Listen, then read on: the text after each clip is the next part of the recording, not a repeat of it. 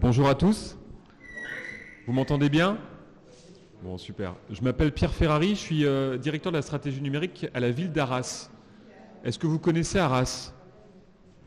Première question. Non, mais il y a connaître et connaître. Qu'est-ce que vous connaissez d'Arras alors? Ouais, le marché de Noël. Quoi d'autre? Vous venez au marché de Noël sur Arras? Ouais. Comment vous le trouvez? Il est bien. Ouais. C'est vrai qu'il est plus grand que celui de Lille.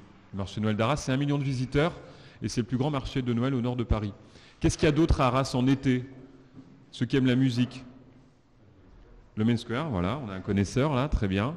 Donc voilà, Arras, c'est une ville de 42 000 habitants, c'est la ville-préfecture du Pas-de-Calais, dans une agglomération de 120 000 habitants. C'est une ville de patrimoine, d'histoire, vous connaissez sans doute le Beffroi, la place des Héros, voilà, la citadelle d'Arras, et c'est aussi une ville dynamique avec les événements qu'on a évoqués. C'est aussi une ville qui s'intéresse au numérique depuis quelques années, depuis 4 ans, et donc avec 2 de nos conseillères numériques, on est venu vous présenter quelle était la stratégie numérique de la ville d'Arras, et puis vous parler évidemment du lien entre le numérique et les femmes sur le territoire de l'Arajois. Donc je vais laisser d'abord ces dames se présenter, et puis ensuite je vais reprendre la parole pour vous présenter la stratégie numérique, et puis ensuite on va parler des conseillères numériques de la ville d'Arras. Voilà pour le petit programme. Et n'hésitez pas surtout, moi je souhaite que ce soit un moment interactif, donc n'hésitez pas à lever la main, à nous poser des questions, qu'on puisse créer une discussion. Merci. Bien, bonjour messieurs. Voilà, alors... Donc je m'appelle Malvina Pétain, j'ai 40 ans et je suis conseillère numérique au centre social Arras-Ouest, donc à Arras, depuis octobre. Auparavant, j'étais professeure de lettres modernes en collège-lycée. Encore avant, j'étais formatrice pour adultes. C'est ma formation initiale, en fait. J'ai un master ingénierie de la formation. Donc j'enseignais le français pour les étrangers, pour les primo-arrivants, également pour les personnes en situation d'illettrisme. Voilà. Bonjour à tous. Première fois que je parle dans un micro, ça me fait bizarre. Moi, je m'appelle Maureen Gray, j'ai 23 ans, donc je pense pas que je suis beaucoup plus vieille que vous, peut-être même plus jeune que vous. Du coup, moi, je suis aussi conseillère numérique pour la ville d'Arras, rattachée au centre social Nord-Est Centre. Moi, j'ai un master en chef de projet communication digitale au CESI à Arras. C'est une école d'ingénieurs. Je ne sais pas si vous connaissez, mais là, c'est connu quand même maintenant. Avant ça, j'avais une licence de lettres modernes, option culture numérique. Et là, à côté de mon travail, je fais une licence à distance de droit pour me spécialiser dans le droit du numérique. Voilà.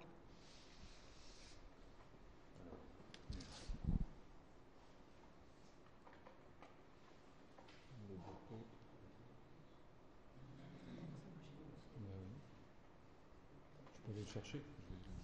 Bon, petit problème de diapo, c'est pas bien grave.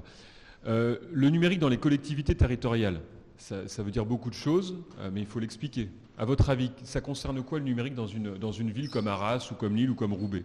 Qu'est-ce que ça peut être comme thématique? Oui. La communication sur certains événements, ça en fait partie en lien avec les réseaux sociaux, avec la stratégie d'influence, oui, ça peut en faire partie.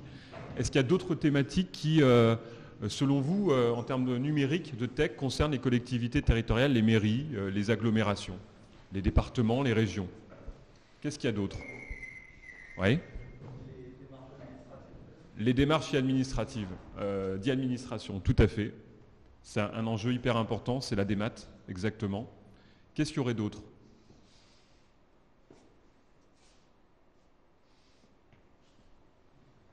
Alors, il y a d'autres thématiques qui vont toucher aux citoyens. La collectivité, la mairie, c'est la proximité.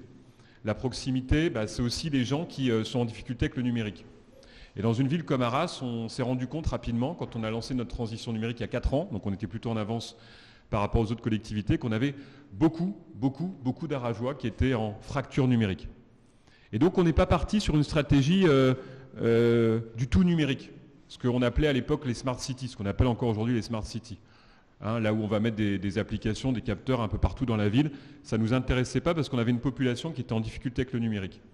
Donc on a fait une stratégie numérique en lien avec l'humain, d'où la Smart City humaine. On a créé notre propre stratégie numérique, une stratégie du numérique avec et pour l'humain, en partant toujours des besoins de la population. On se rendait compte assez rapidement qu'imposer un outil numérique à notre population, si la population n'avait pas été concertée, qu'il n'y avait pas de besoin, ça ne fonctionnait pas. Il fallait vraiment travailler avec eux, définir leurs besoins et éventuellement leur proposer un outil numérique. Et co-construire cet outil avec eux. Ça, c'est vraiment la marque de fabrique de la ville d'Arras, cette co-construction avec notre population. Alors, est-ce que ça va marcher ? Voilà, très bien. Le plus important dans ces moments-là, pour bien comprendre sa population, c'est d'aller sur le terrain, d'échanger avec eux. Et c'était intéressant il y a 4 ans, hein, ça remonte à il y a 4 ans, quand on allait rencontrer la population, ça va peut-être vous surprendre, mais il y a tous ces mots-là en termes de marketing qui faisaient peur à notre population. Ça en disait long finalement sur l'approche des Arageois par rapport au numérique. Digital, futuriste, connecté, technologique, les champs lexicaux des nouvelles technologies, les anglicismes, c'était à proscrire parce que notre population en avait peur. Il a fallu les rassurer sur d'autres termes, moderne, humaine, rayonnante, innovante, dynamique ou encore interactive. C'était hyper important dans l'approche. L'objectif pour nous, c'est démocratiser le numérique. C'est faire de la pédagogie avec le numérique. C'est ça qui est important.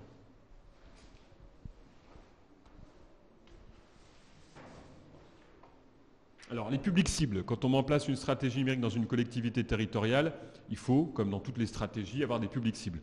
Le premier des publics cibles, le plus important, ce sont les élus et les agents de la collectivité. Parce que les élus et les agents de la collectivité sont les meilleurs ambassadeurs de la ville. Ceux qui vont porter le projet en dehors des murs. Et c'est hyper important. Et les élus, en plus, eux, ils ont quel rôle avec le maire? Mais ils votent les budgets. C'est eux qui déterminent la politique municipale. Et donc c'était hyper important de les emmener sur ce projet-là. Parce que là, on est entre nous. Alors je suis enregistré, mais c'est pas bien grave. On assumera. Mais à part le maire d'Arras, il y a 4 ans, il y a très peu d'élus de la collectivité qui croyaient à la transition numérique, en tout cas à l'importance pour une collectivité de porter la transition numérique. Pour eux, ce n'était pas un enjeu important. Mais ça l'est devenu. Vous en savez quelque chose de par votre formation, mais au-delà de ça, depuis qu'il y a eu le Covid, ces périodes de confinement, la transition numérique, elle s'est accélérée, notamment dans les collectivités territoriales. Donc pour ça, il a fallu les convaincre, les élus et les agents. Alors les agents, de manière différente, les agents, c'est eux qui portent cette conduite du changement. On peut pas imposer aux agents une transition quelle qu'elle soit, il faut leur expliquer, il faut les emmener. Et pour les emmener, c'est comme pour les habitants, ce que je disais tout à l'heure, il faut de la pédagogie. Mais il faut aussi des formations. Il faut aussi la mise à disposition d'outils. Il faut aussi de la communication. Donc on a rénové beaucoup de salles de la ville d'Arras. Vous en connaissez quelques-unes. On les a modernisées. On a mis à disposition des outils numériques, un peu comme ici. Alors c'est pas aussi beau qu'ici, mais un peu comme ici. On a formé nos agents sur ces outils numériques. Ça ne s'est pas arrêté là. On a également mis en place un réseau des contributeurs. Une fois par mois, on réunissait tous les agents de la collectivité, ceux qui le souhaitaient, sans qu'on les oblige, et on parlait numérique. Numérique au quotidien, dans leur vie privée, dans leur vie professionnelle, et ça permettait de crever des abcès, et ça permettait d'écouter leurs propositions, mais surtout de les emmener sur ces enjeux du numérique.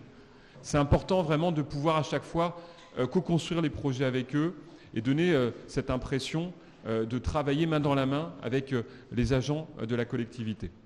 Donc ça, c'est le premier public cible. Le second, en parallèle, ce sont les entreprises et les associations du territoire. Alors eux, nous avaient pas attendu pour faire du numérique, évidemment, et heureusement pour eux. Par contre, c'était important de leur présenter notre projet, de les associer à notre projet et de les écouter, eux, sur leurs besoins, en termes d'outils, d'infrastructures, de formation. Ça nous a permis d'adapter notre stratégie numérique aussi à ces acteurs-là, qui sont déterminants. Et grâce à eux, aujourd'hui, on a mis en place des partenariats forts sur le territoire. J'y reviendrai juste après. Et puis, in fine, évidemment, la population, les Arageois. Alors jamais sur une communication du tout numérique, pour les raisons que j'ai expliquées tout à l'heure, parce que ça fait peur. Par contre, par petites touches, on en parle lors des vœux du maire, sur les réseaux sociaux, dans le magazine municipal, dans les réunions de quartier. Petit à petit, on va les écouter, et en fonction de leurs besoins, de leurs envies, on leur fera des propositions qui correspondent à ce qu'ils souhaitent mettre en œuvre. Et c'est ça qui a été le plus efficace. Est-ce que vous avez des questions sur ces publics cibles? Pas de questions, c'est clair pour vous? Alors on avance. Alors là c'est dur. Heureusement, je vais vous expliquer. On a mis en place, suite aux échanges que je vous ai expliqués sur les premières années, on a mis en place 6 axes de la stratégie numérique de la ville d'Arras. Le premier axe, c'est le plus important, je vous le disais en introduction, celui sur lequel on a le plus investi financièrement et humainement, c'est l'inclusion numérique, la lutte contre les fractures numériques. On en a identifié 3 à Arras. La fracture géographique, qui est en train de se résorber avec le déploiement de la fibre, donc il y a de moins en moins de zones blanches. Donc ça, c'est la seule qui se résorbe. Celle qui s'accentue, la fracture sociale et culturelle, qui est importante, le manque de moyens financiers, le manque de formation de nos populations. Alors tout le monde a un téléphone portable, 88% de la population, mais on ne fait pas tout avec un téléphone portable. On parlait des démarches de e-administration tout à l'heure. C'est compliqué de faire ces démarches de e-administration sur un téléphone portable. Pareil pour les élèves qui, pendant le confinement, étaient en distanciel. Très compliqué pour ceux qui n'avaient qu'un téléphone portable, même une tablette. Beaucoup plus facile quand on a un PC, mais ce n'était pas le cas malheureusement de tous les élèves. Ensuite, il y a le coût de l'abonnement, qui est très élevé pour les familles, parce qu'on est souvent sur notre 4G, mais ce n'est pas illimité. Et donc c'était compliqué aussi pour ces familles-là. Donc voilà, cette fracture-là, elle s'accentue et elle a été renforcée au cours de cette période du Covid. Et puis il y a une fracture générationnelle qui va toucher d'abord les seniors dans nos formations. On a mis en place des formations, on en reparlera, et des médiations spécifiques grâce à nos conseillers numériques. Donc les seniors. Mais on se rend compte aussi aujourd'hui que de plus en plus, dans ces médiations, on a des jeunes. Alors c'est une tendance, ce n'est pas une majorité. On a des jeunes qui sont très bons sur les réseaux sociaux, pas de problème, mais qui ne maîtrisent pas les outils bureautiques, qui ne maîtrisent pas les outils d'e-administration ou les outils de e-fiscalité. Et donc ces jeunes, de plus en plus, ils participent à nos formations. C'est important de le savoir parce que ça nous oblige aussi à repenser ces formations, à les adapter différemment. Donc ça, c'est l'axe 1, l'inclusion numérique. L'axe 2, c'est la modernisation de l'administration. La modernisation des outils, modernisation des infrastructures, modernisation du management, modernisation des accueils. Aujourd'hui, une ville comme Arras, elle se modernise comme une entreprise privée. Ce ne sont pas mes mots, ce sont les mots du maire d'Arras, c'est complètement assumé. Les axes 3 et 4, alors je ne vais pas rentrer dans le détail, mais pour résumer, ce sont les stratégies partenariales. Les collectivités territoriales, comme nous, aujourd'hui, on travaille, on échange avec des partenaires du territoire, public et privé. Public, l'agglomération, évidemment, en lien avec la communauté urbaine d'Arras, le département, la région, et puis d'autres partenaires privés. Pourquoi ? Notamment sur l'aspect subvention, appel à projet. Oui, parce qu'une ville comme Arras, elle est touchée depuis 15 ans par les baisses de dotation de l'État, dernièrement par la suppression de la taxe d'habitation, et puis par le Covid. Donc on manque de ressources financières. Pourtant, nos concitoyens, ils demandent le même niveau de service, voire un niveau de service supérieur, alors qu'on est de moins en moins dans la collectivité et qu'on a de moins en moins de moyens. Les stratégies partenariales, les cofinancements nous permettent d'aboutir sur nos projets, et beaucoup de projets qu'on ne pourrait pas mettre en œuvre si on n'avait pas ces moyens financiers supplémentaires. Donc c'est déterminant.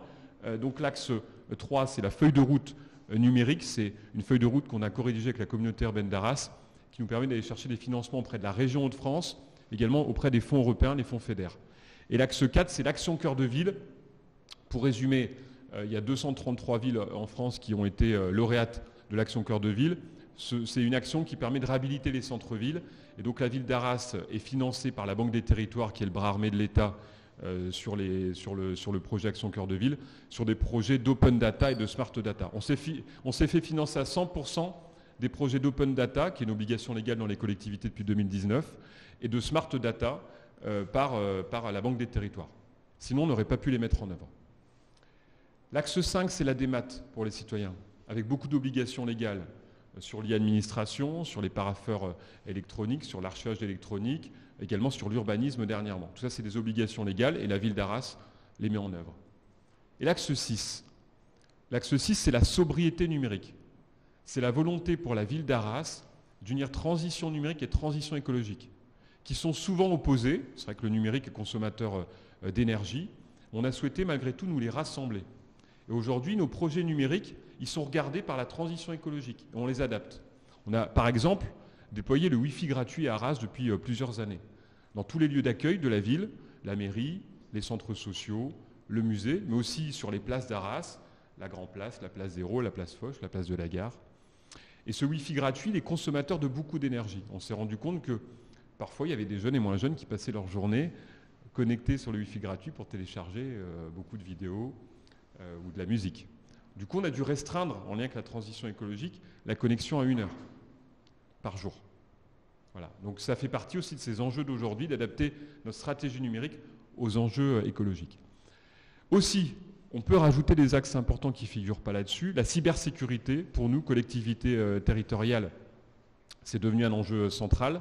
On est victime de cyberattaques tous les jours, alors on résiste du mieux qu'on peut, mais surtout on essaie de former nos agents, les agents de la collectivité, justement à ces enjeux de cybersécurité, parce que vous le savez, hein, aussi bien que moi, c'est d'abord l'humain qui aujourd'hui peut poser problème dans les enjeux de cybersécurité, et puis on travaille également des process en lien avec l'ANSSI. À cela s'ajoute aussi une thématique nouvelle, le e-sport. Alors vous allez me dire, qu'est-ce que vient faire le e-sport dans une stratégie numérique d'une collectivité? Le e-sport nous permet de toucher un public qu'on a du mal à toucher, nous, institutionnels, les jeunes. Les jeunes, ils ne s'intéressent pas au Facebook de la ville, ils ne s'intéressent pas au magazine municipal, ils ne s'intéressent pas comme d'autres à la vie de la cité, en tout cas de la même manière. C'est à nous d'aller vers eux. Le e-sport est un moyen d'aller vers les jeunes en organisant des tournois, en ayant une team e-sport. On a une team e-sport de la ville d'Arras qui a des bons résultats. On a des joueurs semi-professionnels, on a entre 20 et 40 joueurs. Ils ont un local d'entraînement, on leur verse une subvention, ils ont un beau maillot, on est très contents. Ça, c'est pour l'aspect marketing. Mais on est le service public. Il faut aller au-delà de ça. Au-delà de ça, c'est organiser des tournois dans tous les quartiers de la ville et mettre en place des ateliers de prévention sur la malbouffe, sur l'isolement, sur l'égalité femmes-hommes notamment. Voilà, c'est aussi le rôle de cette team e-sport. Mais c'est d'abord rencontrer les jeunes, échanger avec eux et derrière mettre en place de la prévention. Pareil, on a mis en place une team d'influenceurs pour mieux communiquer auprès des jeunes, encore une fois, qui ne sont pas sur nos radars en termes de réseaux sociaux, parce que nos réseaux sociaux ne sont pas adaptés à notre jeunesse. Est-ce que vous avez des questions sur ces axes de la stratégie numérique? Oui. Alors c'est surtout de la prévention en interne de la collectivité avec des formations pour les agents et les élus, qui puissent comprendre les enjeux de cybersécurité. Et puis évidemment pour la DSI, la mise en place d'un process en lien avec l'ANSSI en cas de cyberattaque. Pas d'autres questions? On va avancer.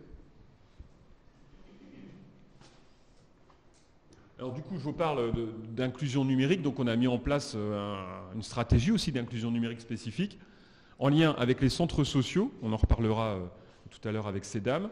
Les centres sociaux de la ville d'Arras, ils sont municipalisés. Ils appartiennent à la ville. Ce n'est pas le cas partout.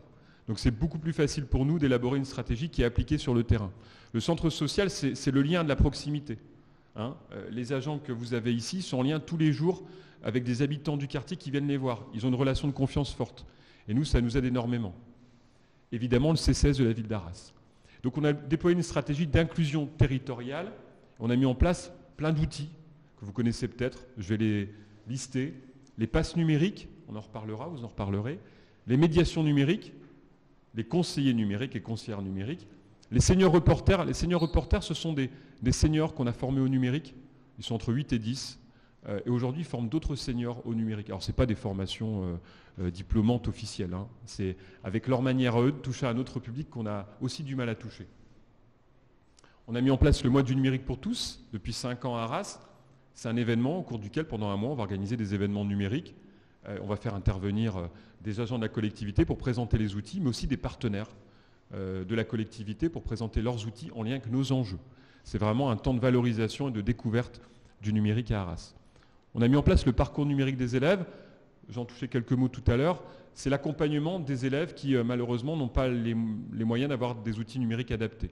Donc, on leur propose tous les ans, à la rentrée, un PC, une connexion Internet qu'on a négociée avec les opérateurs à bas coût et une formation pour eux-mêmes et leurs parents. C'est le parcours numérique des élèves.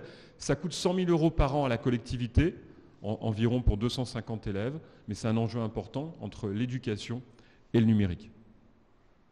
Les maisons France Service, je pense que vous en reparlerez tout à l'heure également, et les permanences téléphoniques. Les permanences téléphoniques, pour les Arageois, c'est une association d'Arras qui nous l'a proposé, iTeach, en lien avec le CESI d'Arras, des étudiants qui, en fait, une fois par semaine, proposent aux Arageois de les appeler s'ils rencontrent une difficulté sur les outils ou les usages numériques, pour les Arageois qui ne peuvent pas se déplacer. Voilà le gros de la stratégie d'inclusion territoriale. Et puis le numérique sur Arras, place aux femmes, donc là je fais la transition avant de vous céder la parole. On a une promotion qui a été mise en place par une association d'Arras, une promotion qui s'appelle la Maison Digitale au Féminin, c'est la 2e édition, qui en fait accueille des femmes qui sont en réorientation de carrière, une promotion d'une 15aine de femmes, et en fait au cours de cette année, elles vont découvrir les métiers du numérique. Et donc ça fait le lien avec la thématique qui nous rassemble aujourd'hui, et donc cette formation elle est mise en place avec le soutien de la ville d'Arras, de la communauté urbaine d'Arras, et je lis, ce programme a pour objectif de promouvoir l'inclusion des femmes dans le secteur du numérique, un secteur en effet toujours très masculin puisque seulement 27% des femmes y travaillent. Voilà. Cette parité elle est importante pour nos territoires, on va en discuter juste après. Mais en tout cas, la Rajoie est concernée par ces enjeux-là. Et puis, voilà, j'en ai assez dit et je vous cède la parole. Bon, je ne pense pas qu'on va revenir sur notre parcours, on l'a déjà fait. Pour revenir, pour faire le lien, en tant que conseillère numérique, en fait, nous, notre travail, en fait, on va forcément faire des ateliers collectifs pour les personnes. Donc, on touche beaucoup de seniors, c'est vrai, mais pas que, aussi des jeunes. Moi, j'ai un atelier, la semaine dernière, d'atelier pour l'accompagnement à la scolarité. Donc, c'est des tout bébés, CP, CE1. Et j'ai été très surprise parce que pour mettre une souris dans un ordinateur, le port USB, ils le font en 2 secondes. Par contre, pour cliquer, ils ne savent pas le faire. Donc, en fait, on peut croire maintenant que les gens, avec la jeunesse, tout ce qui va avec TikTok, Facebook, ça, scroller, ils le font hyper facilement. Mais les choses basiques, ils ne savent pas le faire. Même des ados, donc 15 ans, 16 ans, ne savent pas ce qu'est une boîte mail, n'ont pas de boîte mail. C'est vraiment... tu peux être très surpris, en fait. Donc, les seniors, oui, il y en a qui sont perdus, surtout avec le Covid, on en a parlé, mais pas que. Donc, il faut un peu enlever les stéréotypes. Moi aussi, je pensais que j'allais parler qu'avec des seniors, etc. Mais non, pas du tout. Donc voilà, pour introduire un petit peu. Moi, je voulais prendre un exemple. Donc, Pierre, il a le niveau macro, bien au-dessus. Nous, c'est le niveau méso et micro. Exemple, messieurs, parmi vous, qui a le permis?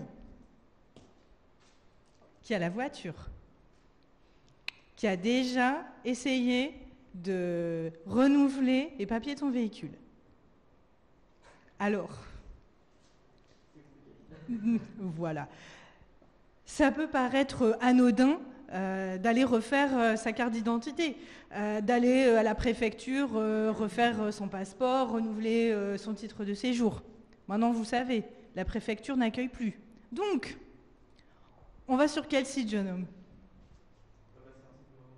Tout à fait. On va sur le site de la NTS. On fait quoi?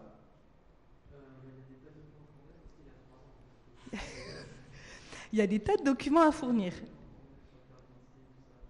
Ouais, effectivement. Vous devez vous inscrire. Donc, il faut une boîte mail. Il faut aller sur sa boîte mail récupérer le mot de passe. Le mot de passe, il faut s'en souvenir. Bon, ok, vous avez un ordinateur, il est enregistré. Bon, moi, ma mère, elle a 60 ans. Bon, son PC, elle l'a pas, c'est une tablette. Elle dit, bon, allez, je sors mon petit carnet, j'écris mon mot de passe. Ok. Ensuite, comme vous avez dit, il faut mettre les documents. Il faut mettre votre pièce d'identité, recto verso. Bon. Ensuite, trop tard, je le ferai plus tard. Vous revenez sur le dossier. Il faut attendre. On va vous l'envoyer par la poste. Bon. Alors, on va se mettre d'accord, le terme de digital natif, pour moi, il n'existe pas. Je ne connais pas de bébé qui naissent avec un téléphone dans la main. J'en ai jamais vu. Et je pense qu'on a tous à apprendre et on est tous l'électroniste de quelqu'un. Mais vous voyez, vous êtes plus jeune, moi j'ai 40 ans, j'ai appris à l'université à utiliser un ordinateur. J'ai appris à la fac, j'étais en 3e année, et voilà, on m'a mis un PC, on m'a dit, voilà, tu vas apprendre l'arborescence, non. Bon. Donc vous imaginez, pour les personnes qui ont mon âge, qui sont plus âgées, la difficulté que ça peut être de simplement refaire une démarche administrative. Alors vous êtes dans quel secteur? Vous faites quoi en fait? Codage, c'est quoi? Programmation? Ok. Bon. Moi j'ai 40 ans, j'ai des lunettes, j'ai la vue basse. Si votre site il est beau, il est bien codé, il est bien technique, mais qu'il n'a pas été pensé pour les gens, bah ouais. Les gens ils vont lâcher l'affaire. Nous, avec les conseillers numériques, on a fait un diagnostic de notre territoire. Et en fait, on demande aux gens ce qui coince dans le numérique. Qu'est-ce qui va pas? Pourquoi ils sont en difficulté? Mais qu'est-ce qui revient le plus souvent? Il faut créer un mot de passe. Il faut créer un compte. Il faut mettre son adresse mail. moi j'ai peur. Hein. Les dames qui disent, moi j'ai peur de mettre mon adresse mail, je ne sais pas ce qui va m'arriver après. Bah oui, ils se disent, mais oui. En fait, les gens, ils sont inquiets. Bah oui, ils se disent, mais je vais avoir de la pub, je vais me faire hacker ma connexion, on va m'envoyer des trucs bizarres. Donc, en fait, nous, notre thématique pour aujourd'hui, en fait, c'était de dire en quoi est-ce que, en tant que femme, on peut être mal à l'aise ou on peut se sentir en difficulté.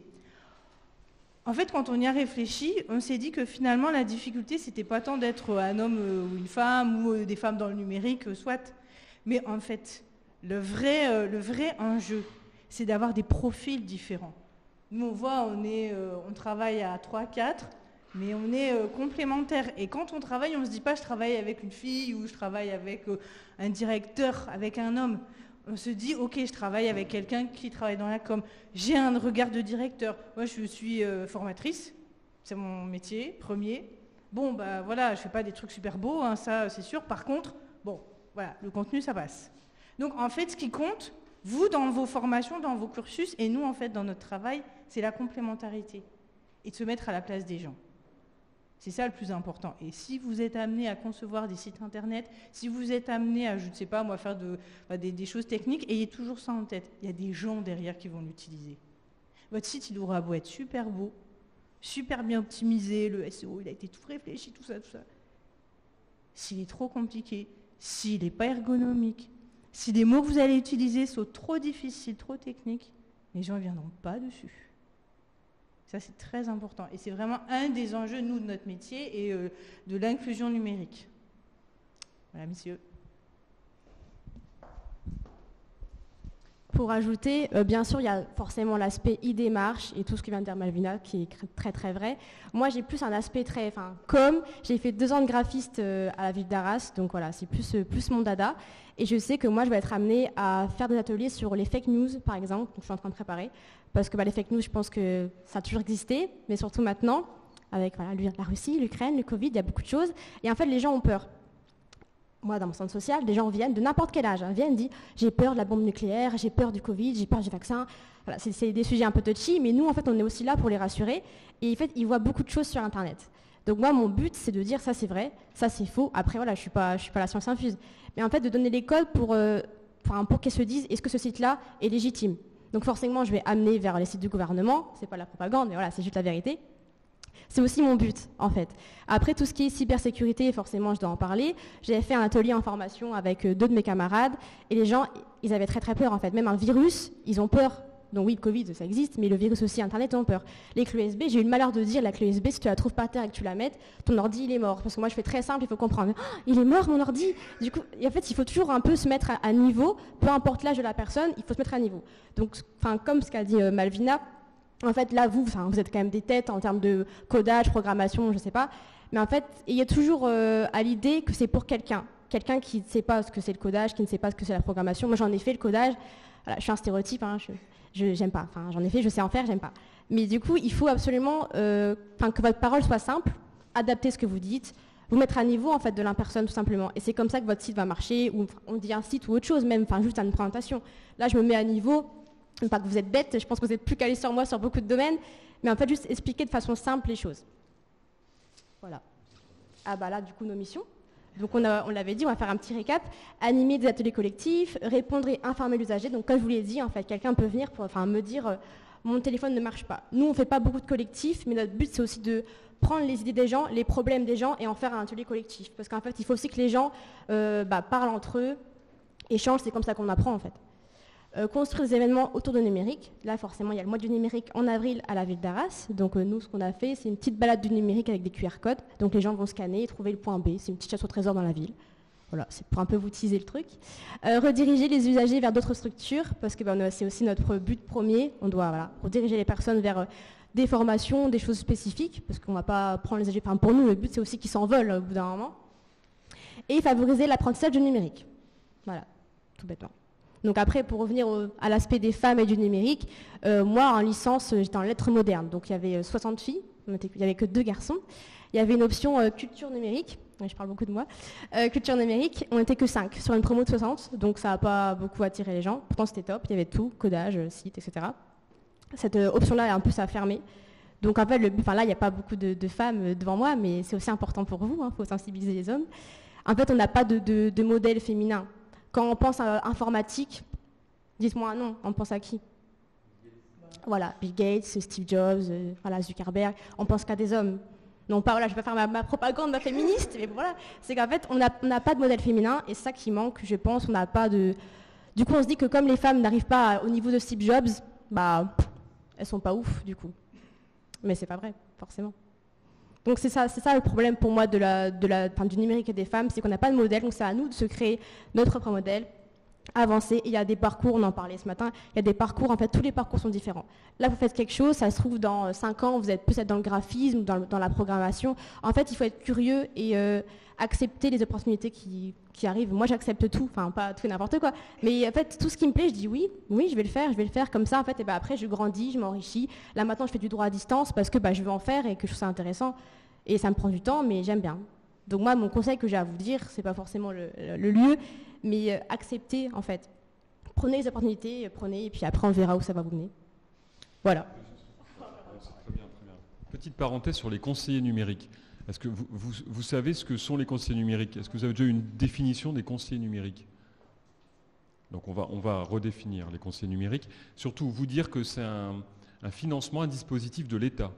C'est l'État qui met à disposition, qui finance ces dames, comme les 4 conseillers numériques de la ville d'Arras et les 2 de la communauté urbaine d'Arras sont financés à 100% par l'État, dans le cadre du plan France Relance de l'État.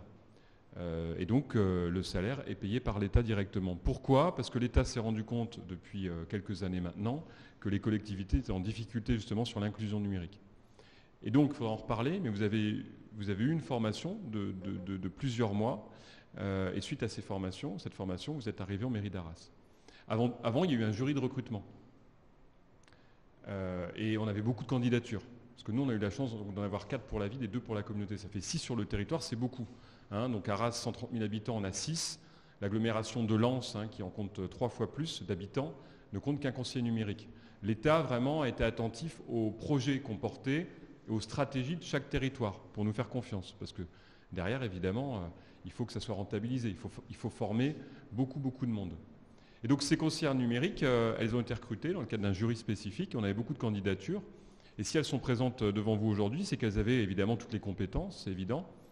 Mais la première des choses et la plus importante pour nous, ville d'Arras, et ça a été dit, c'était la motivation de ces conseillers numériques. Parce que c'est un boulot qui n'est pas évident.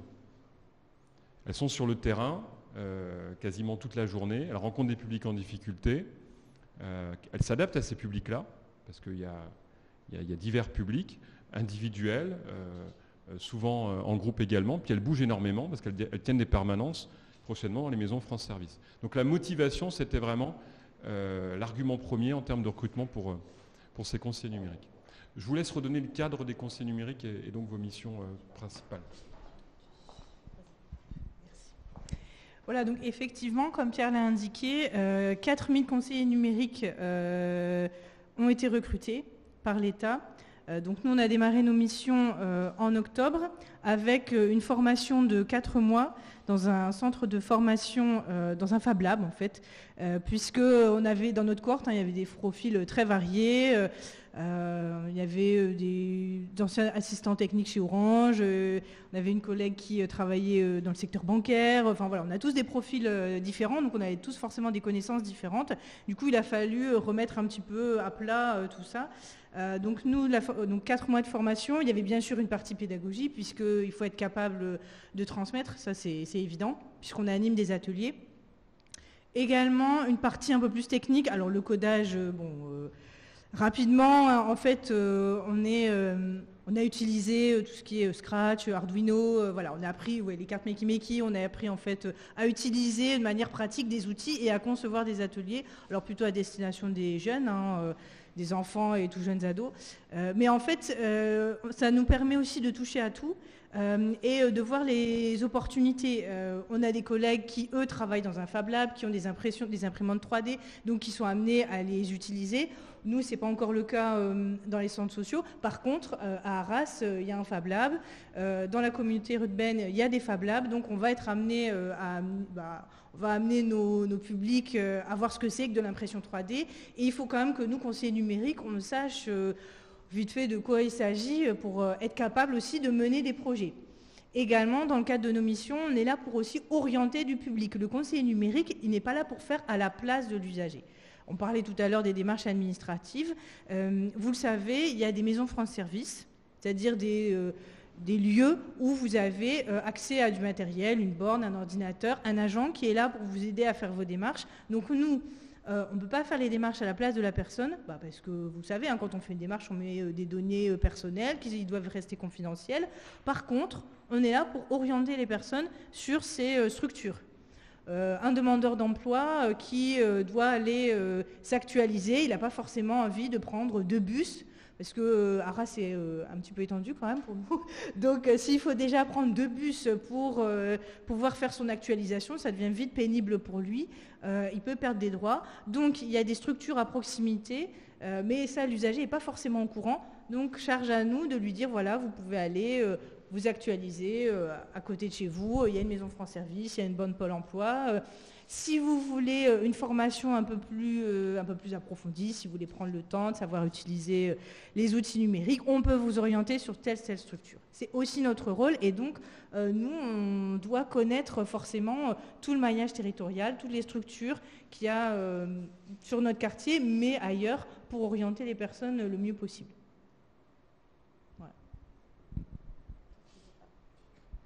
Si je peux rajouter quelque chose pour la formation, nous, personne s'y connaissait en impression 3D, impression laser, impression vinyle, etc. On a tout appris sur le tas et franchement, c'était, je pense, la meilleure chose en formation qu'on a pu faire. Et moi, j'ai très hâte de visiter en fait le Fab Lab d'Arras avec les seniors ou les plus jeunes, parce que pour eux, c'est quelque chose, c'est le futur en fait. Et c'est ça qu'il ne faut pas louper le coche. Même pour vous, il faut continuer à se former là-dedans. Même pour nous, en fait, il faut rester curieux. Parce que juste voir les gens, j'ai vraiment hâte de voir la réaction des gens devant l'impression laser. C'est fou, l'impression 3D. Déjà nous, on était des bébés, alors là, c'est fou. C'est aussi ça qu'on va faire, en fait, des sorties pour montrer comment le numérique avance vite. Mais voilà. Je ne sais pas si vous voulez ça, mais en tout cas, vous vous rendez compte qu'avec nos conseillers numériques et la stratégie d'inclusion, on est vraiment sur le terrain. Et ces retours de terrain, ils sont quand même très riches. C'était expliqué tout à l'heure sur les outils d'e-administration ou de e-fiscalité, notamment des outils qui ne sont pas adaptés aujourd'hui à nos populations. On se rend compte, alors je n'ai pas pu tout présenter, mais dans les études de terrain qu'on a aujourd'hui, on perd 1/3 de notre population qui ne va pas au bout des sites de e-administration ou de e-fiscalité parce qu'ils sont trop compliqués. On en perd 10% parce qu'ils n'arrivent pas à s'identifier, 12% qui ne trouvent pas la bonne rubrique et 13% qui ne comprennent pas le vocabulaire. Ce sont des chiffres énormes et l'exemple que tu prenais est quand même très concret. Donc on essaye, on a mis en place à Arras un comité des usagers, justement pour co-construire les projets avec notre population, pareil avec les jeunes, avec un comité des jeunes. Mais ce retour de terrain, il est évidemment très riche. On peut faire de la stratégie, penser à plein de choses. La réalité, c'est ce qu'elles vont vivre, elles, avec nos populations, et qu'on adapte nos stratégies, encore une fois, aux besoins. Est-ce que vous souhaitez évoquer ces sujets ou est-ce qu'on a fait le tour ? C'est bon pour vous ? Est-ce qu'il y a des questions à poser à nos conseillers numériques qui sont sur le terrain 7 jours sur 7, 24 heures sur 24 presque ?